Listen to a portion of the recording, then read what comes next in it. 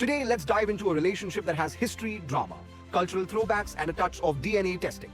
Yes, I'm talking about India and Indonesia. President Prabowo Subianto, the chief guest for this year's Republic Day celebrations, has given this bond a whole new twist.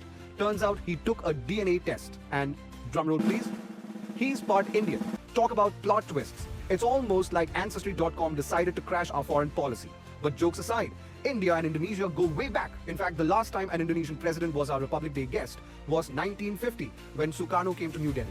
Back then, Nehru welcomed him with open arms, probably saying, "Hey, we fought the same colonial villains. Welcome to the club."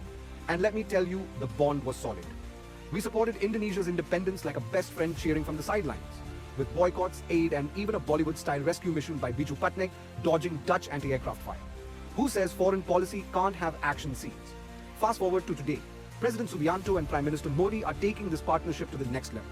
And why not? With so much in common, it's practically destiny. Both nations have massive populations, rising economies, and, get this, shared love for Sanskrit names. Even today, in Indonesia, you'll find names like Arjuna, Rama, and Sita. You see, while Indonesia may be a Muslim-majority nation, the Ramayana and Mahabharata are still part of their cultural DNA. Isn't it amazing how culture transcends centuries and seas? Now let's talk business and missiles. Indonesia is eyeing India's BrahMos missile system, one of the fastest cruise missiles in the world. For Indonesia, this means strengthening their maritime defenses. For India, this is a flex, like saying, we're not just growing, we're innovating and exporting cutting-edge defense tech. It's a sign of India's growing importance on the global stage. We're not just the world's largest democracy anymore. We are becoming the supplier of choice for everything from refined petroleum to world-class weaponry. But here's the real kicker. Indonesia is a key player in the Indo-Pacific region. With their strategic location sitting between the Indian Ocean and South China Sea, they're like the neighborhood watch for global trade routes. And with India's Act East policy, we're showing that our growth isn't limited to our borders. We're investing in partnerships that make the entire region stronger. Now, let's be honest, our trade numbers are solid. Indonesia is our second largest trading partner in ASEAN, but there's so much more we can do together. From digital technology to defense cooperation, the potential is enormous.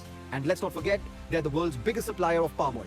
So if you've enjoyed a fried samosa lately, you owe Indonesia a thank you. On a serious note, this Republic Day isn't just about celebrating our past ties. It's about looking ahead.